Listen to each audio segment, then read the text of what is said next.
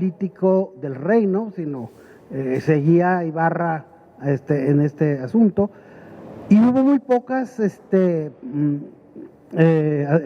construcciones en un inicio, ¿sí? Ahora sabemos que el primero que va a establecer una casa, que va a construir una casa ya en forma en el nuevo asentamiento, va a ser el mismísimo Alonso de Pacheco.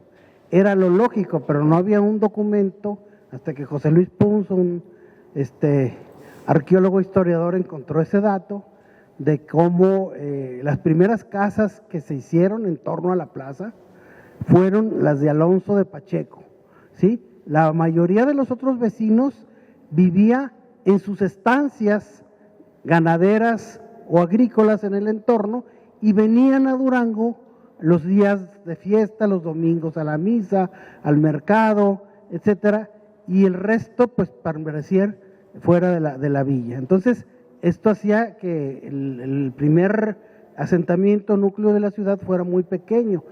El límite oriental de Durango llegaba a la calle Madero. Ahí Madero era la orilla de la ciudad, y eso, la acera poniente de Madero, ¿sí? La acera oriente fue ocupada por una orden religiosa que se llamó los franciscanos, que establecieron ya fuera del contexto urbano, ¿sí?, un convento que hoy se llama, bueno, el lugar donde estuvo allí, el multifamiliar Francisco Zarco, para que más o menos vean la pequeñísima ciudad o pequeñísima villa que era Durango en ese momento, ¿verdad? Hacia el poniente, la ciudad debe haber llegado aproximadamente a Hidalgo. ¿Por qué a Hidalgo? Porque ahí se va a establecer otro convento, que va a ser el convento de los agustinos. Los agustinos generalmente los frailes generalmente se asentaban en la periferia de las pequeñas villas y ciudades, ¿no? Entonces, ahí estaban los agustinos. Por el sur, el límite natural, pues es mucho más conocido, era el arroyo, que se llamó, en primera instancia, el nombre más antiguo que tenemos de ese arroyo, como lo conocían, era el arroyo de Isabel, ¿sí?, por una hija de Alonso de Pacheco, ¿sí? Entonces, hoy, después en nuestra época lo conocimos como la Acequia Grande, ¿sí? Y hacia el norte probablemente la calle de Aquiles Cerdán por la Acequia, o quizás hasta Coronado, era el límite de la pequeña villa. O sea, era una pequeña, muy pequeña villa, ¿sí? Tiene muchos problemas para subsistir, tiene un difícil comienzo, pero el gobernador segundo, que es Diego de Ibarra, le va a pedir al rey que se establezca en Durango un obispado. ¿Por qué? Porque al principio quedamos incluidos en el obispado de Guadalajara, y los obispos de Guadalajara, que tenían como obligación hacer la visita pastoral, les quedaba muy lejos desde Guadalajara hasta Durango, y lo que se acumulaba hasta Casas Grandes para hacer la visita pastoral. Entonces, ellos mismos y el obispo estuvieron pugnando, por lo menos desde 1590, para que se estableciera en Durango un obispado, cosa que se logra en 1620.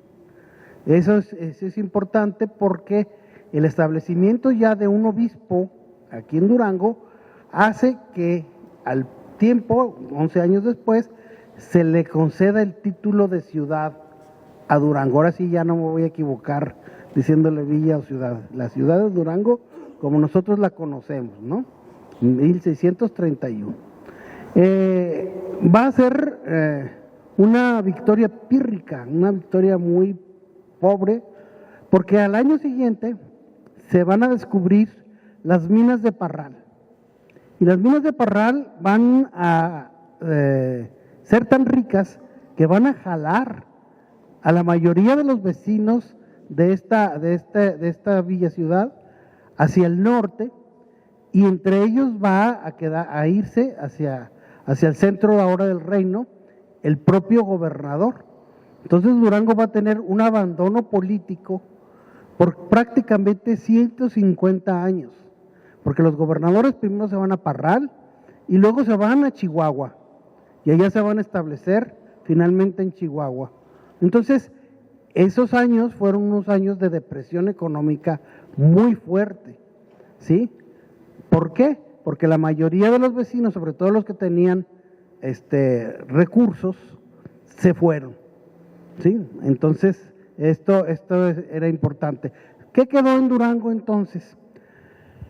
Quedó el obispado, que no era poca cosa, era bastante importante el obispado, y las cajas reales. Aquí se tenía que venir a quintar la plata, el oro, o sea, a pagar los impuestos mineros. Por otro lado, el obispado, ¿con qué se sostenía? Con los diezmos. ¿Qué eran los diezmos? Los impuestos agrícolas a la producción. Entonces, Durango como ciudad administrativa, que era su característica que hasta la fecha conservamos, Durango es una ciudad administrativa. El día que el gobierno paga, la Soriana está llena y al día siguiente no hay ni ratas, ¿sí?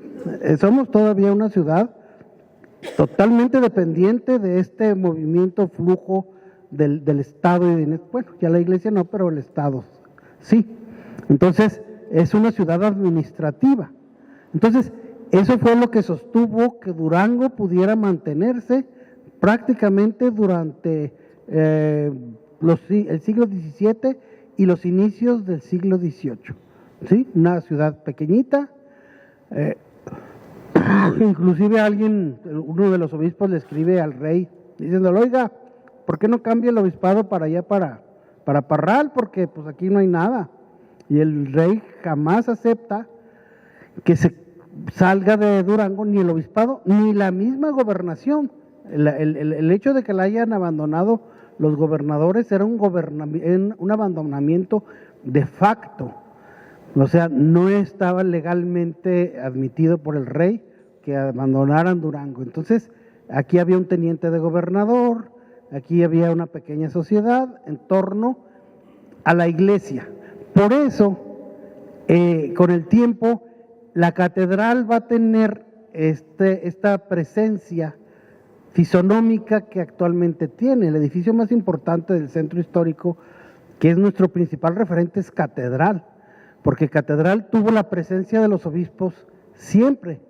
El rey y las casas reales no. Las casas reales estaban, como los he dicho, frente a la plaza del lado sur, ahí es donde se llama hoy edificio GS, ¿no? Para que lo entendamos, ¿sí? Ahí era las casas reales, y las casas reales con el tiempo se derrumbaron, se cayeron. Ya para 1778, que tenemos una descripción de Durango de esa época, dice, pues es que no hay, las casas están en ruinas, y en la parte de atrás, toda la parte que va a dar a Pino Suárez, que hay una huerta de viñas. Eso es lo que hay en toda esa manzana. Entonces, prácticamente la catedral fue la que le dio la prestancia. Si esto es así, los canónigos de la catedral fueron unos personajes importantísimos para el desarrollo urbano de Durango. Los canónigos eran algo así como el consejo, el cabildo del obispo, ¿sí? Todas las decisiones se pasaban por el cabildo eclesiástico, como había también el cabildo civil, que es el que gobierna la ciudad con la presidencia municipal. Y en ese contexto, los canónigos, como se llamaban estos concejales, digámoslo así, fueron muy importantes para el desarrollo urbano de Durango. ¿Por qué? Porque mientras que el obispo era un personaje de paso, ¿sí? Los obispos, cuando se nombraban obispos de Durango, eran grandes canónigos de la Ciudad de México, los deanes, los arcedianes, todos estos personajes, dignidades de la Catedral Metropolitana de México.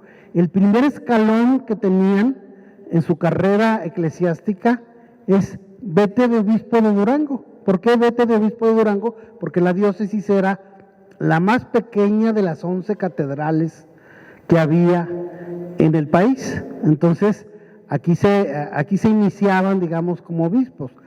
Los dejaban una temporada, 5, 8 años, no sé cuánto, y los nombraban después obispos de Valladolid o de Guadalajara. Inclusive tenemos uno que se fue hasta Puebla, ¿sí? Que fue Benito Crespo, ¿sí? Entonces, en este contexto tuvimos esta diócesis de paso. Entonces, la Casa de los Obispos nunca sobresalió en el contexto urbano. La Casa de los Obispos está donde hoy está Sears, atrás de Catedral. Ahí era el obispado, ahí y siempre fue una casa antigua, tan antigua que fue la casa, durante muchos años, la casa más antigua que se conservó en la ciudad, ¿sí? Hasta que la tumbaron en 1958-59 para hacer la mueblería central, ¿sí? Pero todavía tenemos fotos antiguas que se ve una casa viejísima, ahí realmente la primer casa importante de Durango, ¿sí?